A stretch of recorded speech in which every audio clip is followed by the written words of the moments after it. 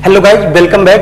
Today we are going to discuss about the topic interior of the earth. तो इसके पहले हमने जो है पढ़ा था पार्ट फर्स्ट में, जो कि हम पढ़ रहे थे क्लास 11th की एनसीईआरटी बुक ऑफ जियोग्राफी। ठीक, तो जो सेकंड चैप्टर आपका था जो 11th क्लास का ही जियोग्राफी का, उसमें हमने पढ़ा था कि origin and evolution of the earth. तो जैसे कि हमको पता है कि पहले क्या हुआ कि ओरिजिन हुआ अर्थ का, उसके बाद इवोल्यूशन हुए। ठीक, अब इस चैप्टर में हम क्या पढ़ रहे हैं, interior of the earth. Interior of the अर्थ के बारे में भी हमने जो है ये सब टॉपिक्स पढ़ चुके थे। ठीक, ओनली इनडायरेक्ट एविडेंसेस और डायरेक्ट एविडेंसेस। तो अगर आपने इस जो लेक्चर का वीडियो नहीं देखा है तो आई बटन पर आप क्लिक कर जो है ये वीडियो को देख सकते हैं। तो हम नेक्स्ट जो टॉपिक्स बचे हुए हैं उसको आज इस वीडियो में कवर करेंगे। तो यहाँ पर देख सकते हैं। उसके बाद सोर्सेज ऑफ इंफॉर्मेशन को भी हमने बताया था कि जो अपना इंटीरियर ऑफ द अर्थ है उसके बारे में इंफॉर्मेशन कहाँ से मिलते हैं। उसके बाद हमने पढ़ा था कि जो है इसको कैसे 3 पार्ट में डिवाइड किया गया, क्रस्ट, मेंटल एंड कोर। इसको भी पूरा डीप में पढ़े हैं। तो इसको भी अगर आपको पता नहीं है तो जाकर जो है आई बटन पर क्लिक करके वीडियो को प्राप्त कर सकते हैं। उसके बाद हमने इसको समराइज किया था कि क्रस्ट जो है उसको 2 पार्ट में डिवाइड किया गया, कॉन्टिनेंटल एंड ओशियानिक। उसके बाद मेंटल है उसको भी फर्दर डिवाइड किया गया। उसके बाद कोर को भी डिवाइड किया गया। उसके बाद नेक्स्ट हमने पढ़ा था कि डायरेक्ट सोर्सेज के बारे में, मीन्स जो इंटीरियर ऑफ द अर्थ के बारे में पढ़ा था कि डायरेक्ट सोर्सेज क्या होते हैं और कैसे डायरेक्ट सोर्सेज क्या होते हैं और कैसे डायरेक्ट सोर्सेज को द्वारा जो है इंटीरियर ऑफ द अर्थ के बारे में हमको पता चलता है। ठीक, उसके बाद हमने जो है पढ़ा था कुछ इनडायरेक्ट सोर्सेज के बारे में पढ़ा था। उसके बाद पढ़े थे कि इसके कुछ फीचर्स थे। अब नेक्स्ट जो आपका चैप्टर स्टार्ट होता है वो अर्थक्वेक स्टार्ट होता है। तो अर्थक्वेक का जो सिंपल सा मीनिंग होता है आपका, वो मीनिंग क्या होता है कि shaking of the earth. Shaking of the earth, earthquake का जैसे कि हमको पता है कि अर्थक्वेक होता क्या है। तो सिंपल से वर्ड में अगर किसी से पूछा जाता है जनरल टर्म में कि what do you mean bye earthquake, तो वो क्या कहेंगे कि शेकिंग ऑफ द अर्थ। लेकिन हम जियोग्राफी में पढ़ रहे हैं तो हर एक सब्जेक्ट का अपना अपना टर्मिनोलॉजी होता है, उसके अकॉर्डिंग हमको जो है उस सब्जेक्ट को डील करना होता है। तो इस चैप्टर में हम पढ़ेंगे कि जो अर्थक्वेक है तो जो जियोग्राफी में टर्म यूज किया जाता है, तो जैसे कि हमने पहले लेक्चर में भी बताया था कि अर्थक्वेक का क्या मतलब होता है, release of energy. Release of energy, तो जैसे कि कहीं किसी पॉइंट से जब एनर्जी रिलीज होती है तो क्या होता है, अर्थक्वेक आता है। ठीक, अर्थक्वेक आता है। फिर इसमें देखा था हमने कि जो है क्या देखा था कि 2 टाइप के वेव होते हैं, जैसे कि body wave and surface wave. तो इसमें क्या होता है कि रिलीज ऑफ एनर्जी, इसी को क्या बोला जाता है, आपको हाइपोसेंटर भी बोला जाता है। हाइपोसेंटर, हाइपोसेंटर भी इसी को बोला जाता है और इसी को फोकस भी बोला जाता है। और क्या बोला जाता है, फोकस बोला जाता है। ठीक, तो जब एनर्जी यहां से रिलीज होती है तो सभी डायरेक्शंस में मूव करती है। तो जब सभी डायरेक्शंस में मूव करती है तो इसको क्या बोलते हैं, हम इसको बोलते हैं बॉडी वेव। क्या बोलते हैं, बॉडी वेव, बॉडी वेव। ठीक, और यही जब सरफेस पर रीच कर जाती है और सरफेस से जब टकराती है तो इसको क्या बोलते हैं, इसी को बोलते हैं सरफेस वेव। Surface wave. तो इस प्रकार हमने जो है डिफरेंसेस पढ़ा था कि बॉडी वेव और सरफेस वेव में क्या क्या डिफरेंसेस होते हैं। उसके बाद जो है ये क्वेश्चन के रूप में हम पढ़ेंगे कि why does the earth shakes. तो मीन्स इसमें हम पढ़ेंगे कि जो अर्थ है वह क्यों शेक करता है। तो इसके कुछ रीजंस होते हैं, जैसे कि पहला रीजन दिया गया है कि rocks along a fall tend to move in opposite directions. तो क्या होता है कि जब आप आगे चैप्टर्स में पढ़ेंगे कि कुछ डाइवर्जेंट भी होता है। ठीक, डाइवर्जेंट प्लेट टेक्टोनिक्स जब पढ़ेंगे तो उसमें आप पढ़ेंगे कन्वर्जेंट एंड डाइवर्जेंट। तो इसमें जो पहला आपका एग्जांपल दिया गया है कि क्या होता है कि अपोजिट डायरेक्शन में प्लेट्स मूव करती हैं, तो भी आपका क्या होता है कि अर्थक्वेक आता है। अर्थक्वेक आता है, इसका एग्जांपल।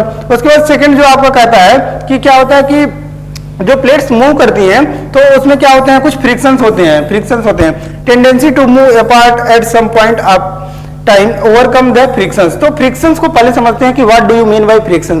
तो जनरली हमको पता है कि अगर कोई रफ सरफेस होता है तो उसमें फ्रिक्शंस ज्यादा लगता है। तो फ्रिक्शंस होता क्या है इसको पहले समझते हैं। देखिए, अगर हम सिंपली मूव करते हैं तो इसमें भी हमको क्या होता है, फ्रिक्शंस लगता है। अगर हम ये आपका क्या है कि पैनल है, इंटरेक्टिव पैनल है, इसमें भी अगर हम अपने फिंगर को ऐसे मूव करते हैं तो इसमें भी फ्रिक्शंस लगते हैं। ठीक, तो जितना ही रफ सरफेस होगा फ्रिक्शन उतना ही ज्यादा लगेगा, लेकिन जितना ही स्मूथ सरफेस होगा फ्रिक्शन उतना ही आपका कम होते जाएगा। ठीक, तो ये आपका क्या होता है, फ्रिक्शन। फ्रिक्शन मींस क्या हो गया, हर्डल्स। हर्डल्स, ठीक, वही होता है। उसके बाद आपको जो हमने बताया हुआ डायरेक्ट लिखा हुआ है कि हाइपोसेंटर क्या होता है कि मींस जहां से एनर्जी रिलीज होती है उसी को क्या बोला जाता है, या तो फोकस बोला जाता है, फोकस ऑफ द अर्थक्वेक, या फिर इसी को क्या बोला जाता है, हाइपोसेंटर बोला जाता है।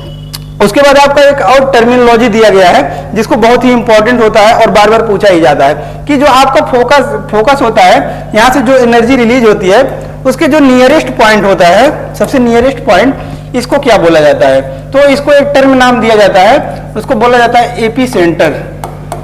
AP centre.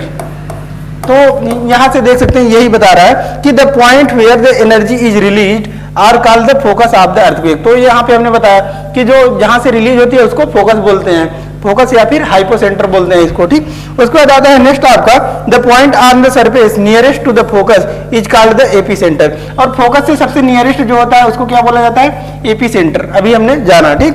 It is the first one two experience the waves. तो जो सबसे पहले, जैसे कि हमने क्या बताया कि जब आपका एनर्जी रिलीज होता है तो वहां पे क्या होता है कि वेव रिलीज होता है। जब एनर्जी रिलीज होती है, अर्थक्वेक आता है, तो वेव के फॉर्म में यह रिलीज होती है, ठीक। तो सबसे पहले जो पहुंचती है सरफेस पर, वो कहां पर पहुंचती है? वो एपी सेंटर पर पहुंचती है, ठीक। नेक्स्ट अब देखते हैं कि कुछ यहाँ पर आपको इमेजेस देखने को मिल रही है, ठीक। तो इमेजेस के माध्यम से हम देख सकते हैं कि यहाँ पर जो है क्या दिख रहा है कि आपके जो लैंडफॉर्म्स हैं, लैंडफॉर्म्स में क्या हुआ है कि क्रैक्स हुआ है। तो क्रैक्स आपको शो कर रहा है क्या? अर्थक्वेक को शो कर रहा है, ठीक। यहाँ पे एग्जांपल लेकर दिया गया है किसका? पपुआ न्यू गिनिया का।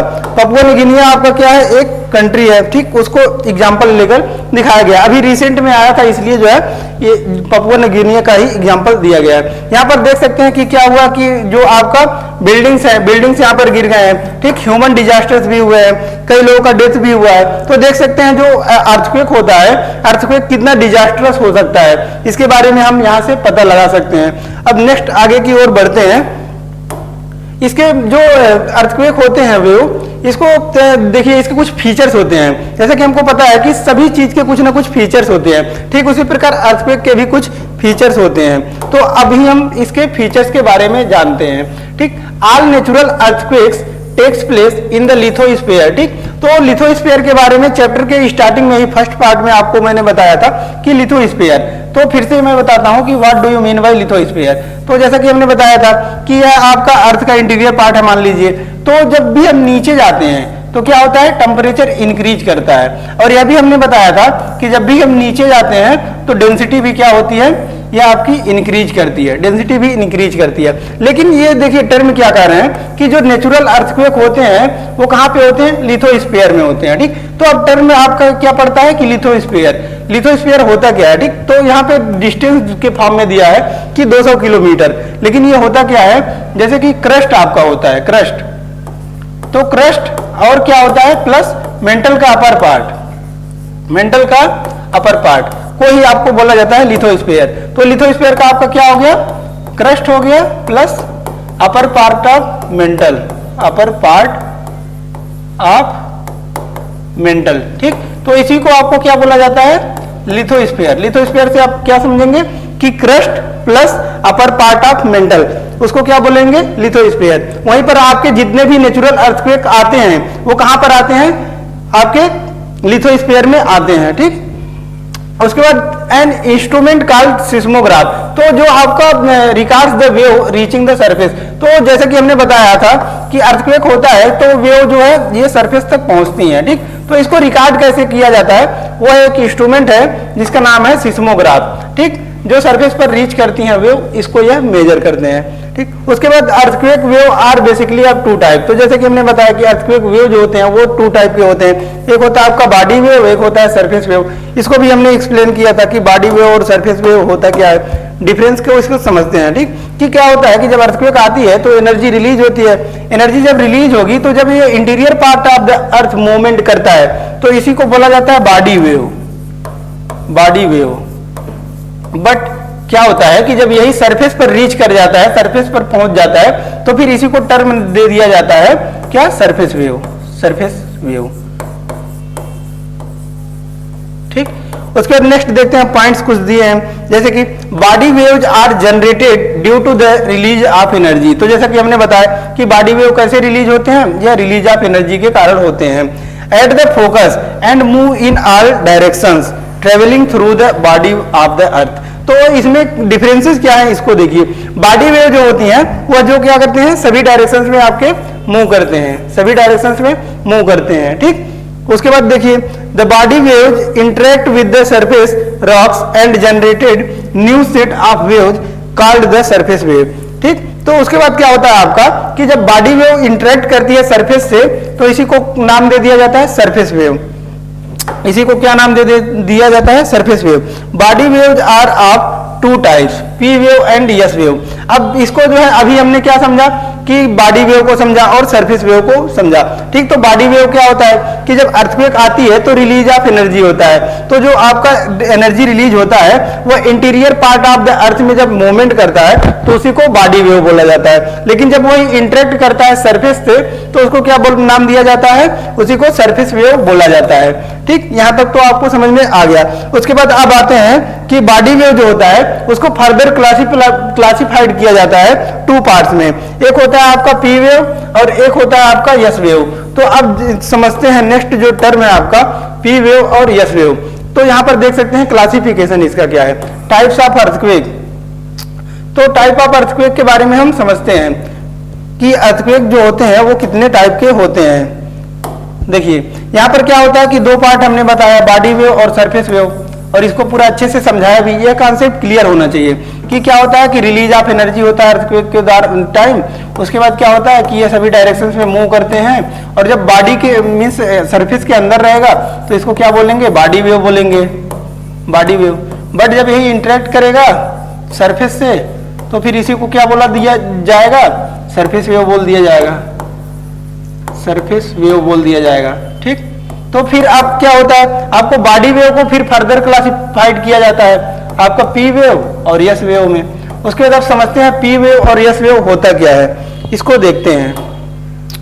तो देखिए यहां पर आपका सबसे पहले आता है पी वेव। तो पी वेव को समझते हैं, पी वेव को पहले समझते हैं। देखिए these waves move faster and are the first to arrive at the surface and are also called primary wave.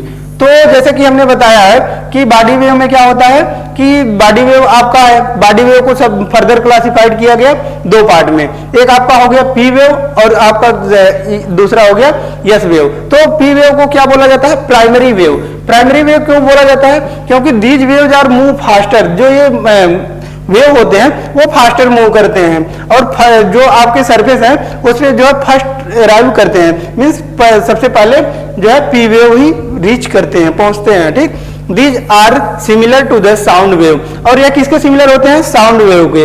And travel through gaseous, liquid and solid material as sound. तो जिस प्रकार से sound होता है आपका वह तीनों मटेरियल में फ्लो करता है, गैसेस, लिक्विड एंड सॉलिड। ठीक उसी प्रकार आपका जो पी वेव होता है यह भी आपको तीनों पार्ट में जो है ट्रेवल करता है। जैसे कि सॉलिड हो गया, लिक्विड हो गया, गैस हो गया, तीनों पार्ट में यह ट्रेवल करता है।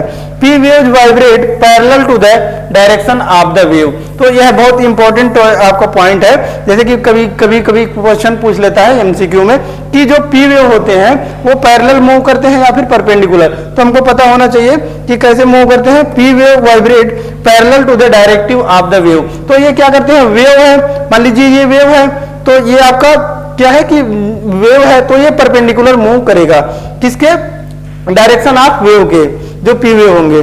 ठीक, उसके बाद आपका आता है नेक्स्ट देखते हैं। नेक्स्ट आपका आता है यस वेव। अब यस वेव को समझते हैं। ठीक, कि these waves arrive at the surface with some time lag and are called secondary wave. तो जैसा कि हमने बताया पहले कि सबसे पहले सरफेस पर कौन रीच करता है?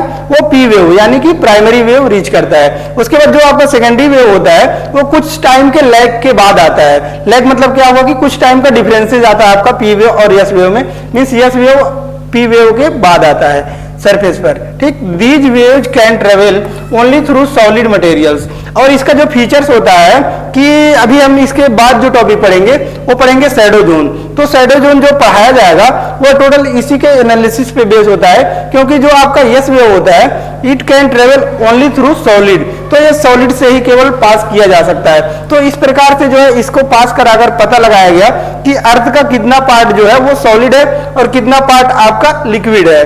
ठीक, तो it which has helped scientist to understand the structure of the interior of the earth. तो जैसे कि हमने बताया कि जो पी वेव होता है वो तीनों में मूव करता है, जैसे कि सॉलिड हो गया, लिक्विड हो गया, गैस हो गया, तो तीनों में मूव करता है। और क्या होता है आपका एस वेव जो होता है वो क्या होता है कि ओनली सॉलिड में ही मूव करता है, जिसके वजह से क्या होता है कि हमको इंटीरियर ऑफ द अर्थ के बारे में जानने का और अधिक जो है जानकारी मिलता है। Reflection causes waves to rebound whereas refraction makes waves move in different directions. तो इसको समझते हैं सबसे पहले रिफ्लेक्शन और रिफ्रैक्शन होता क्या है। तो रिफ्लेक्शन का एक सिंपल सा टर्म हम देखे होंगे कि साइंस में जो है वो प्राइमरी लेवल तक भी पढ़ाया जाता है कि angle of I equal to angle of R, means angle of incidence equal to angle of reflection. ये हमको पढ़ाया गया होगा कि मीन्स जितने जो है इंसिडेंस से आएगा उतना ही रिफ्लेक्शन भी होगा इसका, ये हमको पढ़ाया जाता है। यानी कि क्या कर रहा है कि ये बाउंस बैक कर रहा है। लेकिन रिफ्रैक्शन को आप समझते हैं, रिफ्रैक्शन का मतलब होता है जैसे कि ये मान लीजिए वाटर ड्रॉपलेट्स हैं, तो कोई भी आपको जो है रे यहाँ से पास किया जाता है, ठीक, तो क्या हो रहा है कि मीडियम जो है वो चेंज हो रहा है, ठीक, तो मीडियम चेंज हो रहा है तो क्या होता है कि ये कुछ बेंड हो जाता है, इसको क्या बोलेंगे रिफ्रैक्शन।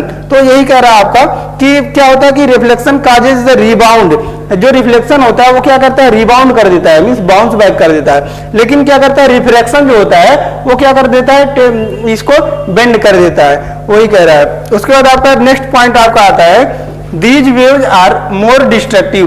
तो जो आपका प्राइमरी वेव होता है वो उतना डिस्ट्रक्टिव नहीं होता है। क्यों नहीं होता है? क्योंकि वो जो पी वेव होता है वो वेव के पैरेलल मूव करता है, लेकिन एस वेव जो होता है आपका वो क्या होता है डिस्ट्रक्टिव होता है। डिस्ट्रक्टिव क्यों होता है? यह परपेंडिकुलर मूव करता है, ठीक, और ट्रफ एंड क्रस्ट भी बनाता है यह, जिसके वजह से क्या होता है कि ये ज्यादा थोड़ा डिस्ट्रक्टिव होता है।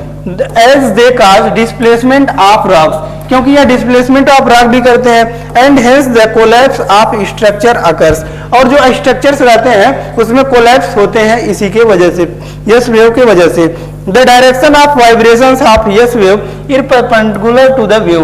तो अभी हमने क्या पढ़ा था कि पी वेव में क्या पढ़ा था कि इसमें पैरेलल मूव कर रहे थे, वेव के पी वेव पैरेलल मूव कर रहे थे। लेकिन क्या होता है कि यस वेव में आपका यही परपेंडिकुलर ऐसे मूव करता है। मान लीजिए ये वेव है तो यस वेव ऐसे परपेंडिकुलर इसके मूव करता है, जिसकी वजह से क्या होता है कि इसमें डिस्ट्रैक्शंस बहुत ज्यादा होते हैं, ठीक। यही कह रहा है आपका कि vertical plane hence they create troughs and crest. तो जैसा कि हमने बताया था अभी को कि यस वेव क्या करते हैं, ये trough and crest and trough के रूप में मूव करते हैं। तो ये आपका जो ऊपर का पोर्शन हो जाता है ऐसे फॉर्म होता है, ये आपका क्या हो जाता है, ये क्रेस्ट होता है, और जो नीचे का पार्ट हो जाता है आपका ये क्या होता है, यह ट्रफ होता है, ठीक। तो ये इसी फॉर्म में मूव करता है जो आपका यस वेव होता है, ठीक। इसीलिए इसमें डिस्ट्रैक्शंस बहुत ज्यादा होता है। उसके बाद नेक्स्ट हम देखते हैं, यहाँ पर दिया गया है आपका शैडो जोन। तो शैडो जोन से हम क्या समझते हैं, जैसे कि मान लीजिए ये मैं खड़ा हूं, तो मेरे साइड मेरे ऊपर कोई लाइट मारता है, ठीक, तो लाइट मारेगा तो जिस साइड लाइट है वो तो ठीक है, लेकिन पीछे क्या होता है कि उधर लाइट नहीं होता अगर, तो एक जो है शैडो जोन मींस क्या होता है, परछाई बन जाता है। ठीक उसी प्रकार इसमें भी होता है कि जैसा कि हमने पढ़ा है अभी आगे कि एक होता है पी वेव। तो पी वेव के बारे में हमने क्या पढ़ा है कि ये जो होता है पी वेव वो क्या करता है, पी वेव क्या करता है, वह जो है तीनों फॉर्म के जो मटेरियल होते हैं उसमें मूव करता है, यानी कि सॉलिड, लिक्विड और गैस, तीनों में ये क्या करता है, मूव करता है। लेकिन जो यस वेव होता है वो किस में ट्रेवल करता है, या ओनली किस में, सॉलिड में ही ट्रेवल करता है। यस वेव ओनली सॉलिड में ही ट्रेवल करता है, जिसके वजह से क्या होता है कि ओनली सॉलिड वेव में ही ट्रेवल करता है, जिसकी वजह से क्या होता है कि इधर आपका क्या बन जाती है, शैडो बन जाती है। शैडो मींस परछाई बन जाती है। क्यों? क्योंकि इधर ये ट्रेवल नहीं कर पाता है, इधर ये ट्रेवल नहीं कर पाता, इसलिए इसका जो है परछाई बन जाती है, ठीक। इसीलिए जो यस वेव का शैडो जोन होता है वो थोड़ा ज्यादा है, थोड़े में बहुत ज्यादा है। देखिए, क्योंकि जो पी वेव का शैडो जोन हम देख सकते हैं कि पी वेव का शैडो जोन ये है, ठीक, पी वेव का शैडो जोन है 103 से लेकर 142। लेकिन ये अलग अलग बुक में अलग अलग दिया रहता है। जो एनसीईआरटी में दिया गया है वो आपका दिया गया है कि 105 डिग्री टू लेकर 145 डिग्री तक दिया गया है, ठीक। तो एनसीईआरटी को स्टैंडर्ड माना जाता है, इसलिए इसको ना लिखकर आपको क्या लिखना है, आपको ये लिखना है 105 डिग्री से लेकर 145 डिग्री तक क्या होता है, शैडो जोन होता है आपका किसका, पी वेव का होता है। ठीक, तो यहाँ पर देख सकते हैं कि जैसे कि आपने इसके पहले एक कॉन्सेप्ट पढ़ा था, वो कॉन्सेप्ट था रिफ्लेक्शन एंड रिफ्रैक्शन, तो उसको समझा था हमने। तो यहाँ पर देख सकते हैं कि मीडियम यहाँ पर क्या हो रहा है, अभी तक तो सेम मीडियम था, यहाँ तक सेम मीडियम था, तो इसमें कोई चेंजेस नहीं हुआ। लेकिन यहाँ पर देखते हैं कि ये कोर है, तो कोर में क्या हो रहा है, मीडियम जो है चेंज हो रहा है, इसकी वजह से क्या हो रहा है, यहाँ पे रिफ्रैक्शन हो रहा है, रिफ्रैक्शन देखने को मिल रहा है, इसीलिए अभी टर्म हमने जो है पढ़ा था उसको। ठीक, फिर उसके बाद यहाँ पर सेम मीडियम मिलेगा, उसी डायरेक्शन में मूव कर रहा है। ठीक, तो इसको हमने पढ़ा था। और इसमें थोड़ा सा डिफरेंसेस जो हमको पढ़ना है उसको देखिए, जो इंपॉर्टेंट होता है। पी वेव का जो शैडो जोन है वो क्या है, लेस है, और एस वेव का शैडो जोन क्या है, वो ज्यादा है। ठीक, तो इसको एक पॉइंट के रूप में भी लिख सकते हैं कि शैडो जोन पी वेव का क्या होता है, shadow zone of P wave, P wave का क्या होता है, इसका कम होता है, कम मीन्स क्या हो गया कि लेस होता है। ठीक, और वही जो है शैडो जोन आपका होता है इसका यस वेव का, वो ज्यादा होता है। ठीक, उसके बाद नेक्स्ट आप पढ़ते हैं, नेक्स्ट आपका आता है शैडो जोन। शैडो जोन के बारे में अब थोड़ा जो पॉइंट्स में दिया गया है उसको पढ़ते हैं। अर्थक्वेक, अब आपका आता है शैडो जोन को थोड़ा सा डीप में पढ़ते हैं। ठीक, जैसे कि earthquake wave get recorded in seismograph, तो जो अर्थक्वेक आता है उसका वेव जो होता है वो किसमें रिकॉर्ड होता है, वो सिस्मोग्राफ के रिकॉर्ड होता है, located at far of locations, लेकिन वो लोकेशन पर नहीं सेट किया गया रहता है, सिस्मोग्राफ तो लोकेशन पर सेट नहीं किया गया रहता है वो लेकिन थोड़ा जो है उससे दूर सेट किया गया रहता है। लेकिन ये क्या करते हैं, ये रिकॉर्ड करते हैं किसको, वेव को रिकॉर्ड करते हैं। However there exist some specific areas where the waves are not reported, such a zone is called the shadow zone। तो जैसे कि सिस्मोग्राफ क्या करता है, वो वेव को जो है क्या करते हैं, वो रिकॉर्ड करते हैं, लेकिन कुछ एरिया होते हैं जहां पर सिस्मोग्राफ जो है वो रिकॉर्ड नहीं कर पाता है। ठीक, वेव को, तो वहां पर क्या हो जाता है, अब्सेंस ऑफ वेव हो जाता है, उसी को क्या बोला जाता है, शैडो जोन बोला जाता है।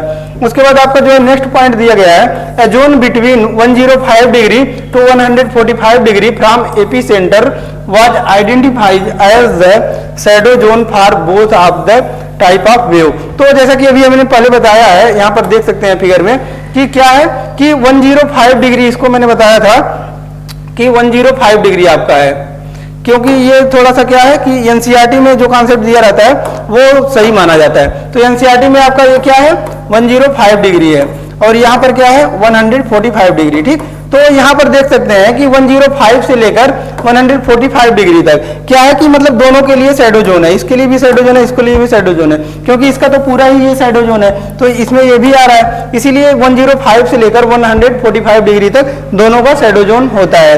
ये कॉन्सेप्ट को बता रहे हैं। ठीक, और यहाँ पर अभी नेक्स्ट पढ़ेंगे, वो भी हम जान रहे हैं कि यस वेव का जो शैडो जोन होता है वो ज्यादा होता है, लेकिन पी वेव का शैडो जोन क्या होता है, वह कम होता है। ठीक, इसको अभी हम फिर से पॉइंट के रूप में पढ़ते हैं। देखिए ये उसके बाद नेक्स्ट जो आपका पॉइंट ही है, अभी तो ये हमने जान गए कि 105 डिग्री से लेकर 145 डिग्री तक एपी सेंटर से क्या होता है कि शैडो जोन होता है दोनों टाइप के वेव के लिए, इसको अभी हमने देखा भी। ठीक, उसके बाद नेक्स्ट आता है आपका point, the entire zone beyond 105 does not receive yes wave.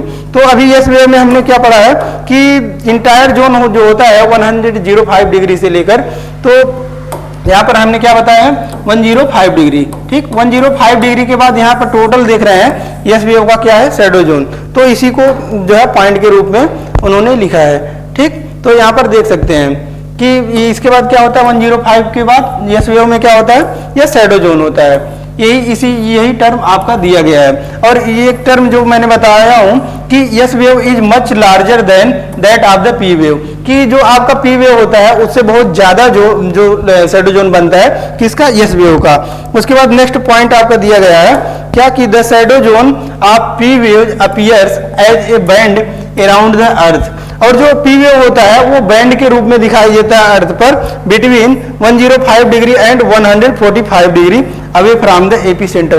तो यहाँ पर देखे हैं हमने कि क्या होता है कि 105 डिग्री से लेकर क्या होता है कि वो क्या दिखाई देता है कि एक बैंड के रूप में दिखाई देता है। यहाँ पर देखिए बैंड के रूप में दिखाई दे रहा है कि नहीं, बैंड के रूप में। ठीक, तो वही कह रहा है कि 105 डिग्री से लेकर 145 डिग्री तक क्या होता है कि आपका ये एक बैंड के रूप में दिखाई देता है। ठीक। उसके बाद नेक्स्ट हम देखते हैं कि टाइप ऑफ जो है अर्थक्वेक, ठीक। अभी तो हमने पढ़ लिया अर्थक्वेक क्या होता है, उसके बाद अर्थक्वेक जो है उसके कुछ फीचर्स भी पढ़ लिए, पी वेव एस वेव को भी पढ़ लिया।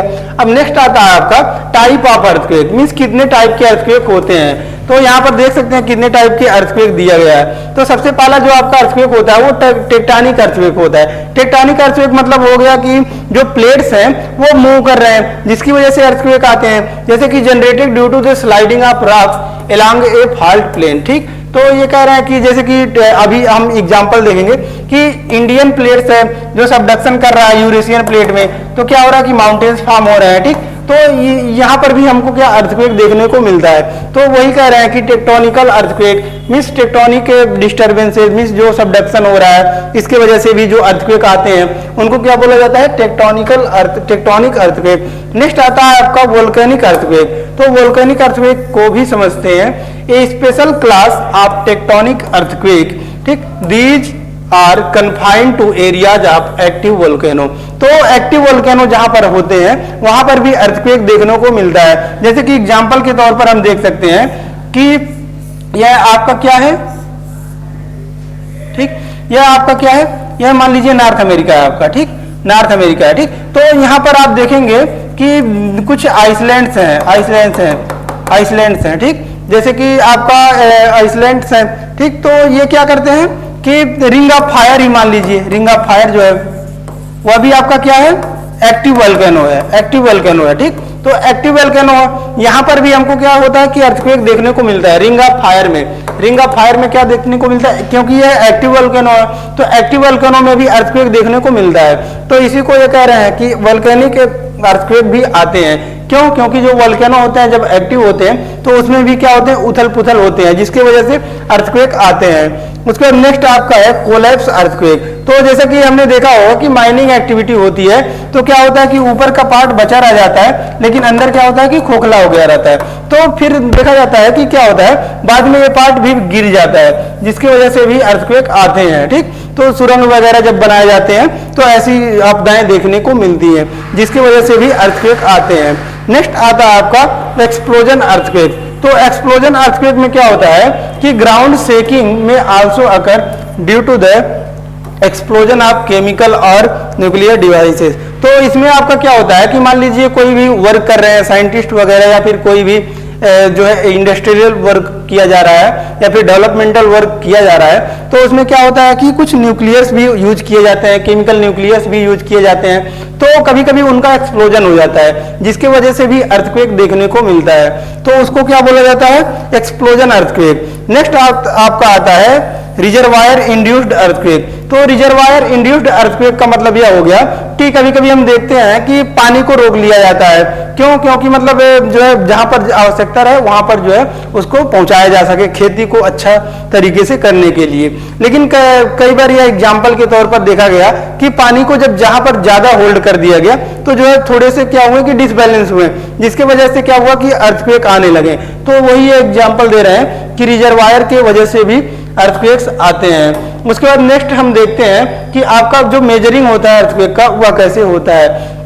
तो देखिए मेजरिंग ऑफ अर्थक्वेक कैसे होता है। The earthquake events are scaled either according to the magnitude और इंटेंसिटी। तो ये दो बेसिस पर जो है इसको क्या किया जाता है, मेजर किया जाता है, या तो किसके बेसिस पर, मैग्नीट्यूड या फिर इंटेंसिटी, दो बेसिस पर ऑफ द शॉक्स, ठीक। तो एक होता है आपका रिक्टर स्केल। रिक्टर स्केल क्या होता है कि magnitude scale is also known as the Richter scale. Means क्या होता है कि जो मैग्नीट्यूड होता है उसको कौन मेजर करते हैं, वह रिक्टर स्केल आपका मेजर करता है, ठीक। The magnitude is expressed in the absolute numbers, ठीक। जो मैग्नीट्यूड होता है वो आपका वह किसमें, रिक्टर स्केल द्वारा जो है मापा जाता है, और इसमें जो नंबर लाइनिंग होता है वह 0 से लेकर 10 डिग्री तक होता है।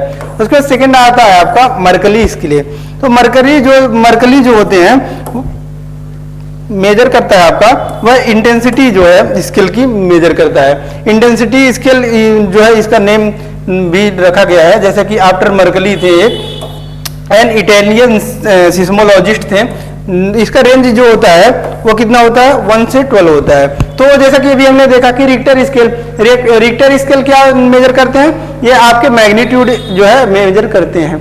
और इनका जो लाइनिंग है नंबर लाइनिंग ये कितना है 0 to 10 है। लेकिन वही जब देखते हैं कि मर्कली स्केल है, मर्कली क्या करते हैं वह इंटेंसिटी को मेजर करते हैं और इसका कितना है कि 1 to 12 है। ठीक, तो उसका नेक्स्ट देखते हैं आपका कि कुछ पढ़ते हैं यहाँ पर जैसे कि इफेक्ट होते हैं। तो जैसे कि हमको पता है कि अर्थक्वेक आएंगे तो उसके कुछ इफेक्ट्स भी होते हैं, तो इफेक्ट के बारे में पढ़ते हैं। सबसे पहले आता है आपका कि ग्राउंड शेकिंग। तो जैसे कि हमको पता है कि अर्थक्वेक आता है तो ग्राउंड शेक होता है। डिफरेंशियल ग्राउंड सेटलमेंट, जो आपका ग्राउंड्स होते हैं उसमें भी डिफरेंशियल सेटलमेंट होने लगते हैं। उसके नेक्स्ट आपका आता है कि लैंड एंड मड स्लाइड्स। जो लैंड होते हैं उसका भी स्लाइड्स होता है, यहाँ पर भी देख सकते हैं लैंड स्लाइड हो रहे हैं और मड स्लाइड भी हो रहा है। ठीक, तो ये एग्जांपल्स दिया गया है। सॉइल लिक्विफिकेशन भी होता है। ठीक, और ग्राउंड लर्चिंग, ग्राउंड लर्चिंग भी होता है। देखे होंगे कि मतलब जब अर्थक्वेक आता है तो ग्राउंड लर्चिंग भी होता है। उसके बाद आता है आपका एवलांचेज। एवलांचेज मीन्स हो गया कि आपका मान लीजिए कोई भी ग्लेशियर्स है, ग्लेशियर्स तो ग्लेशियर्स टूट जाते हैं, अर्थक्वेक आया और क्या होता है कि फॉल डाउन कर जाता है, इसको बोला जाता है एवलांचेज बोला जाता है। फिर ग्राउंड डिस्प्लेसमेंट भी होता है कि जो ग्राउंड है उसका डिस्प्लेसमेंट देखने को भी मिलता है। Floods from dam and levee failure. तो लेवी फेल्योर जैसे कि यहाँ पर भी देखने को मिल रहा है। लेवी फेल्योर से आपका यही होता है कि जो मिट्टियां हैं वो क्या होती हैं ढह जाती हैं। ठीक, वो लेवी फेल्योर हो जाता है आपका। फ्लड्स भी आ जाते हैं डैम से। ठीक, क्योंकि टूट जाएगा तो फ्लड्स ही आ जाएंगे।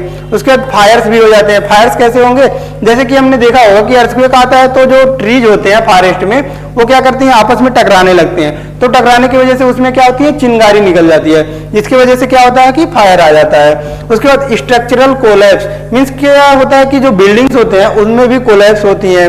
उसके बाद फॉलिंग ऑब्जेक्ट्स मीन्स जो वस्तु होते हैं वो गिरने लगते हैं। और वही जब अर्थक्वेक पानी में आ जाता है तो उसी को क्या बोल दिया जाता है सुनामी। तो वही टर्म यहाँ पर दिया गया है सुनामी।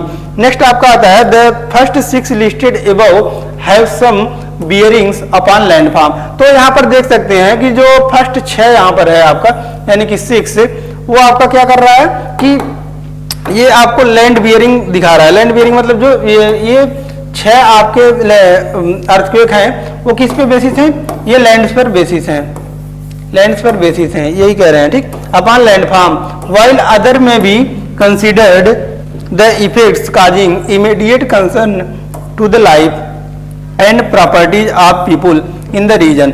जो फर्स्ट 6 आपका दिया गया है वह अर्थक्वेक किसके बेसिस पर है, वह लैंड के बेसिस पर है। और आपका जो उसके बाद है वह किसका है कि मतलब वह किसी भी बेसिस पर हो सकता है। उसके बाद जो नेक्स्ट आपका पॉइंट है वह कह रहा है the effect of tsunami would occur only if the epicenter of the tremor is below oceanic waters। तो जैसे कि हमने बताया कि सुनामी क्या होता है कि अर्थक्वेक आता है। अर्थक्वेक क्या किसको बोलते हैं, जब यह अर्थ पर आता है तो इसी को अर्थक्वेक बोला जाता है। ठीक, अर्थक्वेक मतलब क्या हुआ रिलीज ऑफ एनर्जी। तो रिलीज ऑफ एनर्जी जब अर्थ पर होता है तो इसको क्या बोला जाता है अर्थक्वेक। लेकिन जब यही पानी में आता है, पानी में रिलीज ऑफ एनर्जी होता है तो इसी को बोला जाता है सुनामी। ठीक, तो यही टर्म आपका जो है बताए हैं इसमें। नेक्स्ट आते हैं यहाँ पर स्ट्रक्चर ऑफ द अर्थ। तो स्ट्रक्चर ऑफ द अर्थ के बारे में भी पढ़े थे, लेकिन यहाँ पर थोड़ा सा कुछ पॉइंट्स जो डीप में दिया गया है उसके बारे में पढ़ते हैं। तो सबसे पहला आपका आता है वो क्रस्ट होता है। तो यहाँ पर देख सकते हैं कि ये आपका क्या है क्रस्ट है। क्रस्ट में भी देख सकते हैं कि 2 पार्ट है, एक तो आपका ओशियनिक क्रस्ट है और एक आपका कॉन्टिनेंटल क्रस्ट है। तो थोड़ा सा देख सकते हैं कि जो हाइट में भी वेरिएशन है। जो आपका कॉन्टिनेंटल क्रस्ट है यानी कि इस पे हिमालय भी आते हैं, पहाड़ भी आते हैं। ठीक, तो कॉन्टिनेंटल क्रस्ट थोड़े से ऊंचे होते हैं, हाइट इसका ज्यादा होता है, तो वही यहाँ पर दिखाया गया है। और वाटर वाले थोड़े से क्या है लो है। It is the outer most solid part of the earth. तो जो क्रस्ट होता है आपका वो क्या होता है outer most solid part of the अर्थ होता है। It is brittle in nature. Brittle का मतलब समझते हैं सबसे पहले। ब्रिटल का मतलब क्या होता है कि hard in nature. Hard in nature means nature में तो हार्ड होता है but easily can cut, but easily can cut. तो जैसे कि हम देखते हैं कि क्या होता है कि हम खेत कोड़ने जाते हैं कैन कट, तो वहां पर क्या होता है कि वो भी थोड़ा सा हार्ड होता है। लेकिन जब फावड़े का इस्तेमाल करते हैं तो अभी क्या होता है कि कट जाता है, मीन्स इजिली उसको प्लाविंग कर सकते हैं। ठीक, यही कह रहे हैं। नेक्स्ट पॉइंट आपका है कि the thickness of the crust varies under the oceanic and continental areas. तो जैसा कि हमने बताया कि थिकनेस जो होता है वो वेरी करता है, कॉन्टिनेंट्स में थोड़ा ज्यादा होता है, ओशियन में थोड़ा कम होता है। Oceanic crust is thinner as compare to the continental crust. तो वही हमने बताया कि कॉन्टिनेंटल जो क्रस्ट होते हैं वो क्या होते हैं, थोड़ा जो क्या होते हैं कि थोड़े ऊंचे होते हैं, और जो ओशियनिक होते हैं थोड़े नीचे होते हैं। The continental crust is thicker in the areas of major mountain systems.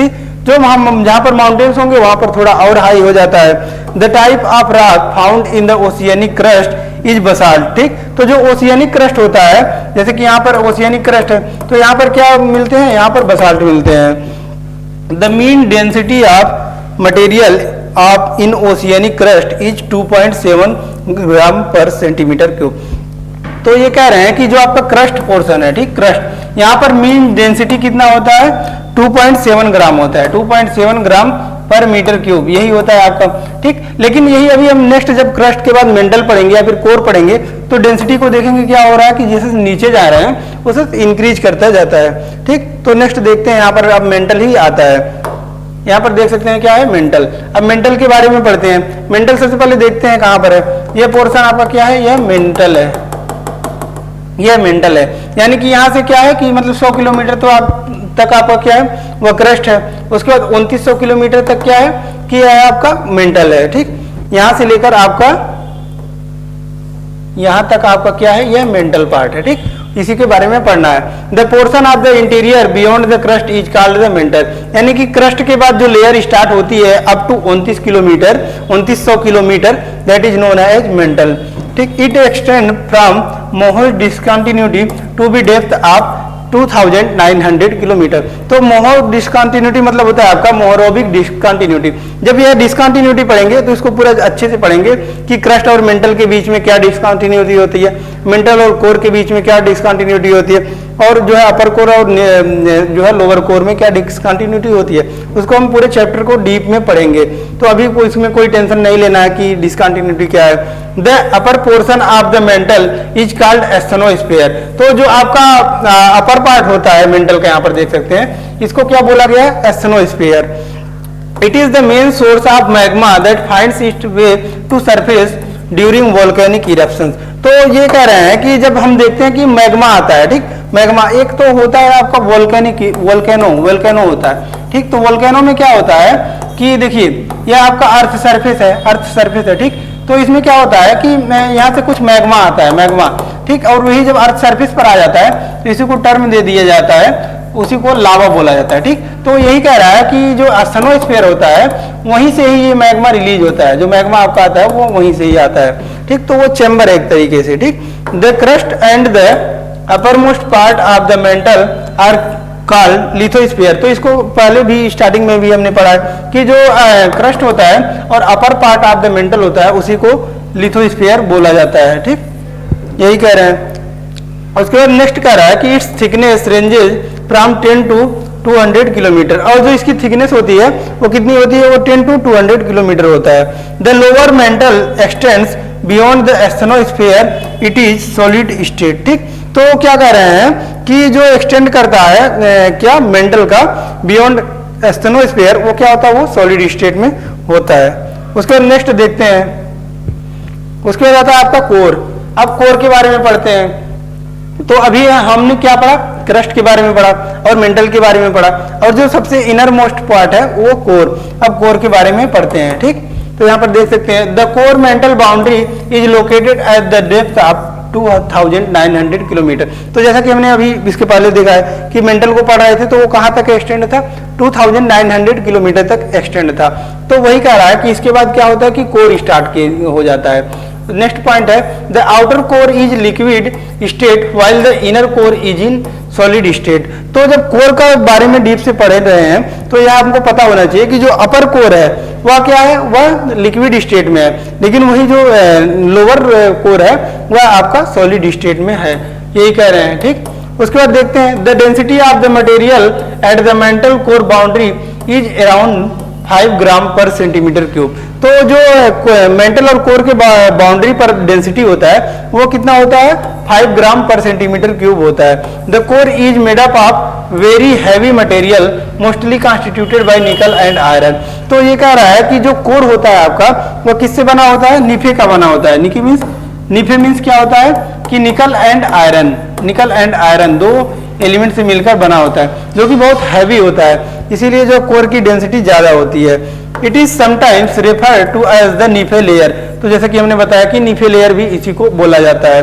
क्यों? क्योंकि जो है ये निकल और आयरन से बना होता है। उसके बाद नेक्स्ट आपका आता है, नेक्स्ट हम पढ़ते हैं, नेक्स्ट यहां पर देखते हैं। नेक्स्ट हम पढ़ेंगे जो है, अब कोर जो है, कोर आपका खत्म हो गया। उसके बाद नेक्स्ट जो है लैंडफॉर्म पढ़ेंगे, वोल्केनो एंड वोल्केनिक लैंडफॉर्म पढ़ेंगे। ठीक, तो वोल्केनो और वोल्केनिक लैंडफॉर्म के बारे में पढ़ते हैं। तो अभी हमने थोड़ा सा जो है इसके पहले भी बताया था कि वोल्केनो का कहाँ से जो मैग्मा आता है वो कहाँ से आता है, वह एस्थेनोस्फीयर से आता है। तो एस्थेनोस्फीयर को भी हमने देखा था।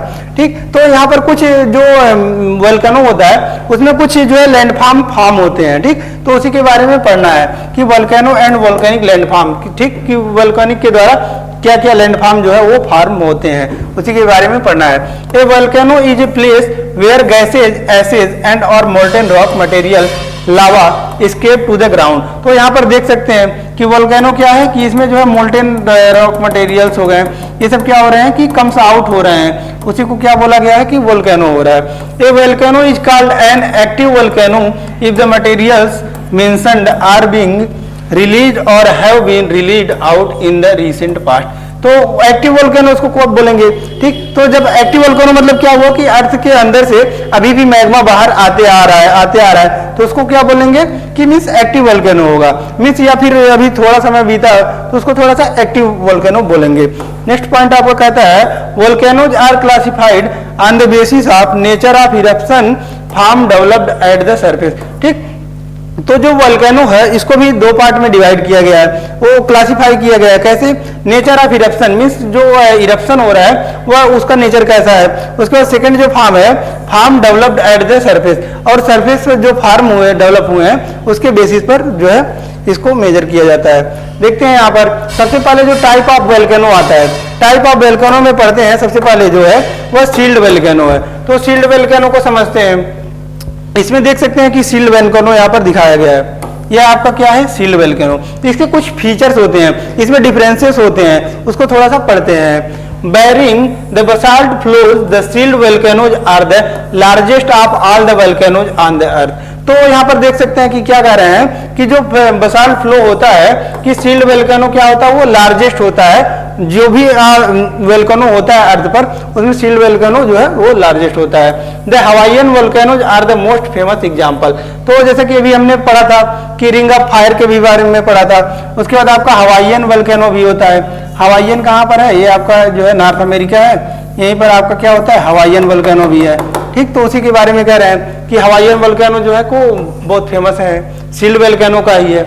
इसीलिए जो सील्ड वोल्केनो में फेमस कौन है, वो हवाईयन, एग्जांपल करके भी पूछ सकते हैं। उसके नेक्स्ट पॉइंट आपका है कि these volcanoes are mostly made of basalt. तो जैसे कि अभी हम पढ़ रहे थे, इसके पहले भी थोड़ा सा पढ़ा है कि जो होता है आपका ओशियनिक क्रस्ट, वो किसका बना होता है, वह आपका किसका बना होता है, वह बसाल्ट का बना होता है। तो वही कह रहे हैं कि यहाँ पर देख सकते हैं कि यहाँ पर क्या हो रहा है कि वोल्केनो भी वही फॉर्म हो रहा है। तो इसीलिए कह रहे हैं कि सील्ड वोल्केनो जो होते हैं वो बसाल्ट के बने होते हैं। A type of lava that is very fluid when erupted. यह क्या होता है कि एक टाइप होता है लावा का जो क्या करते हैं वेरी फ्लूइड के होते हैं जब इरप्ट करते हैं। ठीक, उसके नेक्स्ट पॉइंट आपको कह रहा है कि they become explosive if somehow water gets into the vent. तो यहाँ पर जो वेंट मतलब होता है गुहा, मीन्स जो यहाँ पर देख सकते हैं कि जहां से ये मैग्मा रिलीज हो रहा है लावा के फॉर्म में, वहां पर अगर थोड़ा सा भी पानी पड़ जाता है तो क्या होता है कि वो वेरी एक्सप्लोजिव हो जाता है और जो है तेजी से रिलीज होने लगती है। उसके बाद नेक्स्ट पढ़ते हैं जो टाइप ऑफ वोल्केनो है आपका, जैसे कि यहाँ पर देख सकते हैं। अभी नेक्स्ट आपका क्या है, ये तो हमने पढ़ा सील्ड वोल्केनो। अब सील्ड वोल्केनो के बाद आता है आपका नेक्स्ट, इसमें थोड़ा सा टेक्निकल इशू है लेकिन देखते हैं। ठीक, तो सील्ड वोल्केनो, सील्ड वोल्केनो को हमने पूरे अच्छे से समझा। नेक्स्ट आपका क्या आता है,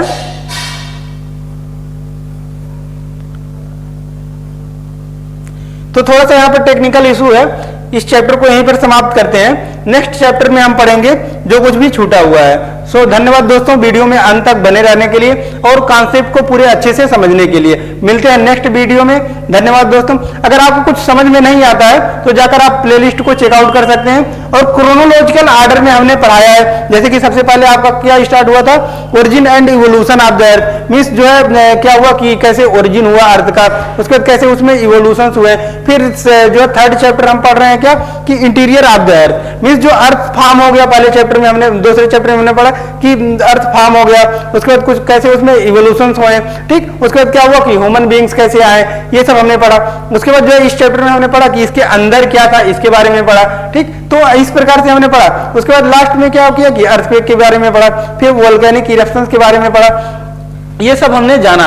उसके बाद जो है नेक्स्ट वीडियो में हम जानेंगे, देखिए यहाँ पर क्या किया गया है कि कुछ बताया गया है टाइप ऑफ वोल्केनो। तो टाइप ऑफ वोल्केनो को भी हम जानते हैं क्योंकि अब टेक्निकल इश्यू सही हो गया, ठीक। तो टाइप ऑफ वोल्केनो को देख लेते हैं। यहाँ पर फिशर वोल्केनो है, उसके बाद सील्ड वोल्केनो है, उसके बाद क्या है कंपोजिट वोल्केनो है, फिर क्या है कैल्डेरा है, ठीक। तो वीडियो थोड़ा सा लंबा होते जा रहा है, इसके बारे में भी हम डिस्कस करेंगे, ठीक। तो अभी तक बने रहने के लिए धन्यवाद और कॉन्सेप्ट को पूरे समझने के लिए। जो कुछ भी आपको नहीं समझ में आता है कमेंट कर सकते हैं, उसके बाद जो उसका रिव्यू जो है थोड़ा आपका सॉल्व आउट किया जाएगा। धन्यवाद दोस्तों।